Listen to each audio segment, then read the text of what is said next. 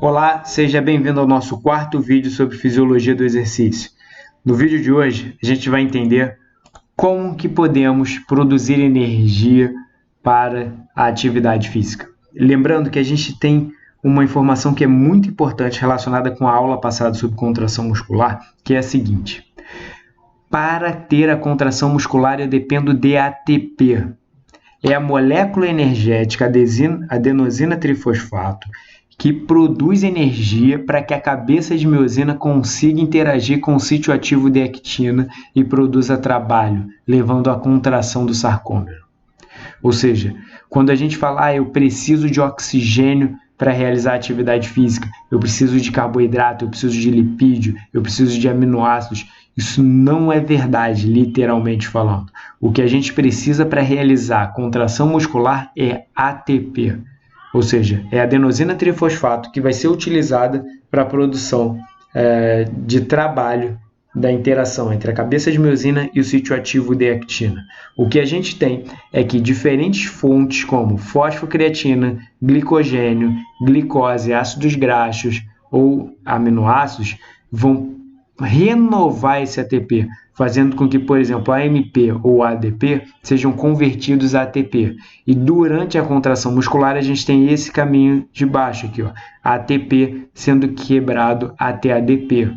Então, a energia necessária para a contração muscular, ela vem da molécula energética ATP, que vai ser renovada, ou seja, vai ser sintetizada novamente a partir de ADP ou AMP pela energia presente em fosfocreatina, glicogênio, ácidos graxos ou na estrutura carbônica dos aminoácidos. Notem nesse esquema também que a gente observa o seguinte: fosfocreatina virando creatina mais fosfato livre, glicogênio sendo convertido a ácido lático, glicose, ácidos graxos e aminoácidos na presença de oxigênio sendo convertidos com produtos finais a gás carbônico, água e ureia. Ureia somente no caso de aminoácidos. Só para relembrar, se eu pego um aminoácido e vou produzir energia a partir dele, eu preciso primeiro desaminá-lo. Preciso tirar o nitrogênio, colocar esse nitrogênio que está na forma de amônia no ciclo da ureia, para através dessa forma ela ser eliminada na urina, que é a principal forma da gente excretar nitrogênio. Ou o nitrogênio que foi retirado de um aminoácido, ele pode ser utilizado para a síntese de algum outro aminoácido. Já a estrutura carbônica desse aminoácido, ele vai participar das vias metabólicas da mesma forma que a estrutura carbônica de glicose, frutose, galactose, ou seja, ele vai ser utilizado para a produção de energia de maneira anaeróbica e também aeróbica, dependendo da presença de oxigênio. Bom, não fiquem assustados com essa figura, eu vou resumi-la para que vocês consigam entender muito bem. Então, a gente consome alimentos que são calóricos.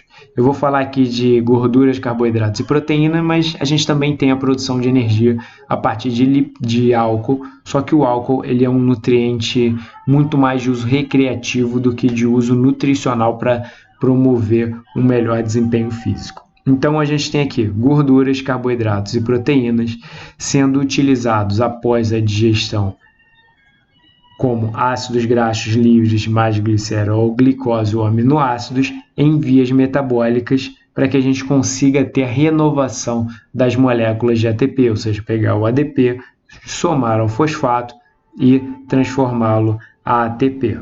Né? Então, os ácidos graxos vão ser utilizados na forma de ácidos graxos livres, transportados no sangue, chegando ao tecido muscular, onde serão metabolizados.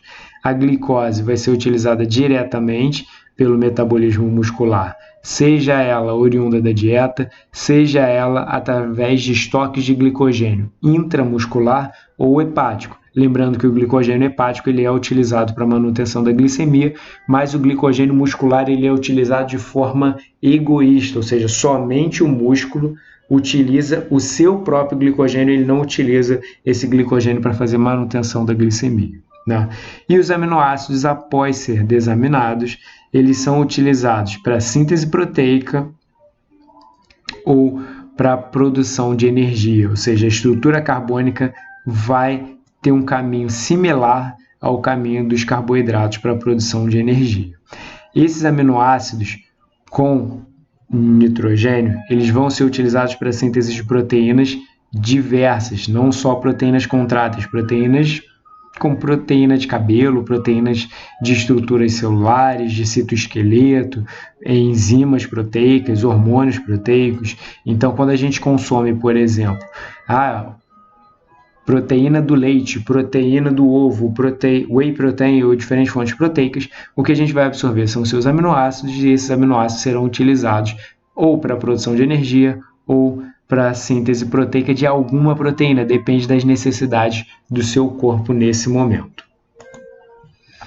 Bom, primeiro sistema metabólico que eu vou apresentar é o sistema mais rápido para a renovação de ATP, que é o próprio ATP e a fosfocreatina, também chamado de sistema fosfagênio, ou seja, a gente tem ATP e fosfocreatina. ATP fornece 7.300 kcal por mol, fosfocreatina 10.300. A quantidade de ATP usual que a gente tem dentro da célula consegue nos fornecer uma energia necessária para a contração por 3 segundos. Já a fosfocreatina associada ao ATP pode fornecer energia por até 10 segundos. Então, relembrando aquele vídeo sobre a quebra do recorde mundial de 100 metros rasos, a principal fonte de energia utilizada nessa prova é o sistema fosfagênio. A gente tem o ATP que já estava estocado dentro da célula e alguma fosfocreatina. A fosfocreatina, antes que vocês me perguntem, ela é somente utilizada em contrações musculares de alta intensidade e por indivíduos bem treinados. Então, se o indivíduo consome, por exemplo, o suplemento creatina, essa creatina ela precisa ser absorvida, transportada até o músculo, estocada, convertida à forma de fosfocreatina. Então, se você consome creatina e vai malhar, essa creatina que você consumiu, ela não vai ajudar no desempenho naquele momento. Ela vai, ao longo de horas posteriores, ir se acumulando no músculo e aí ele vai ser utilizado como fonte de energia no seu próximo treino, caso o treino seja de contração muscular de elevada intensidade e você esteja bem treinado para esse tipo de contração muscular. Bom, vamos analisar esse gráfico que a gente observa aqui. Aqui a gente tem o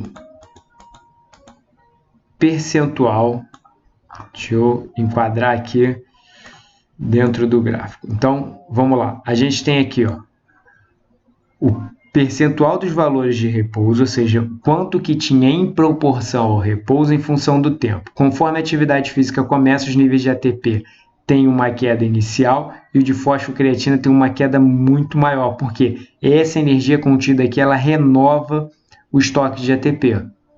Conforme o tempo vai passando, chegando a um valor máximo de 14 segundos, a gente tem a exaustão, caso esse ATP não seja renovado por outra forma, de outra fonte.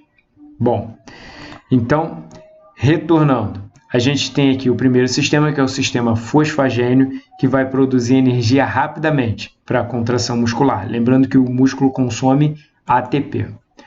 Próximo sistema metabólico é o sistema glicogênio-ácido lático, ou seja, vou utilizar de glicogênio e glicose na ausência de oxigênio ou sem ter tempo ainda suficiente para sua utilização na forma aeróbica, e ele consegue manter a atividade muscular máxima por até 1 minuto, 1,6 minuto. Então, como que funciona isso? A glicose oriunda do glicogênio ou da dieta, ela vai receber um fosfato, consumindo ATP, inclusive, se ela vier na forma de glicose, é captada, recebe um fosfato, ou seja, eu quebrei uma molécula de ATP, o ADP fica no citoplasma, o fosfato fica associado à glicose. Essa molécula de glicose, esse fosfato, ela ainda vai necessitar de mais uma quebra de ATP, virando, depois de frutose 6-fosfato, a frutose 1,6-fosfato. Sérgio, se eu não consumir glicose, se for o consumo de frutose, como que isso vai funcionar? A frutose ela é captada na célula e não passa por essa etapa, então eu não preciso gastar essa molécula de ATP, ela vai direto ela não vai a glicose 6-fosfato, ela vai direto a frutose 6-fosfato e depois frutose 1,6-difosfato. Se eu tiver galactose sendo consumida, ela primeiro vai ser convertida a glicose para depois ela entrar na glicólise. Então, independente de ser frutose, galactose ou glicose, o resultado é o mesmo. A gente tem a glicólise como primeira etapa. Sérgio, a atividade física está acontecendo, mas ela já está acontecendo há um bom tempo, eu estou utilizando ela de maneira aeróbica?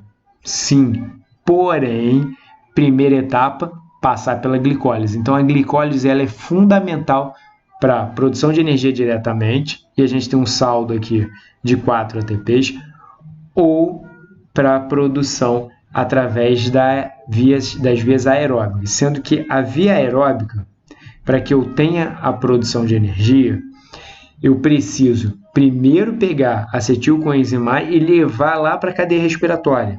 Vou mostrar isso daqui a pouco, mas só para ficar claro, quando a gente tem uma molécula de glicose sendo utilizada para a produção de energia, a gente vai ter como resultado aqui, ácido lático, por isso que a via é glicogênio ácido lático. Ou seja, esse piruvato, 2 moléculas de piruvato, elas vão formar o ácido lático e isso provoca dor durante a atividade física.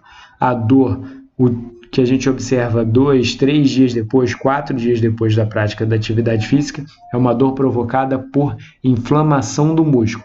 Dor no momento da atividade física, pH baixo. Dor 3, 4, 2 dias depois da atividade física, inflamação, que é o seu músculo tentando se adaptar àquela atividade física que foi praticada anteriormente. Bom, último sistema metabólico é o sistema aeróbico, em que eu pego diferentes nutrientes e vou utilizar eficientemente esses nutrientes para a produção de energia, ou seja, o saldo de produção energética ele é bem elevado. Eu tenho aqui 28 ATPs como saldo da produção de energia de forma aeróbica. Então, na glicólise, eu tenho um saldo de 2, ou seja, eu produzo 4 ATPs, mas eu vou consumir 2, então o saldo líquido é de 2 ATPs. Porém, lá na cadeia respiratória, eu tenho 28 ATPs sendo produzidos a partir de uma molécula de glicose. Na verdade, a partir de 2 piruvatos que foram produzidos a partir da glicose. Então, a via aeróbica é fundamental para a manutenção da atividade física por longos períodos de tempo, como, por exemplo, numa prova de resistência que eu falei anteriormente, a maratona. A maratona eu vou utilizar principalmente como fonte de energia a via aeróbica. Não significa que eu não utilizo a via anaeróbica, eu utilizo sim, tenho produção de ácido lático inclusive. Só que eu vou ter a principal fonte de produção de energia, numericamente falando, vindo aqui da cadeia respiratória, onde a gente tem 28 ATPs. Bom, a gente precisa entender uma coisa aqui. O que eu vou utilizar para a produção de trabalho na fibra muscular é o ATP. Ele pode vir de diferentes nutrientes e esses nutrientes eles podem ser utilizados de diferentes formas para a produção de ATP, de forma anaeróbica ou de forma aeróbica. Eu não consigo começar a contração muscular logo de cara com uma principal produção de energia sendo oriunda das vias aeróbicas. Eu primeiro preciso de um tempo de adaptação, e esse tempo de adaptação depende do quão treinado o indivíduo é. Um indivíduo sedentário ele demora mais tempo para começar a produzir energia de maneira aeróbica. Já um indivíduo muito bem condicionado, ele consegue produzir energia, principalmente por meio aeróbico, numa velocidade mais alta.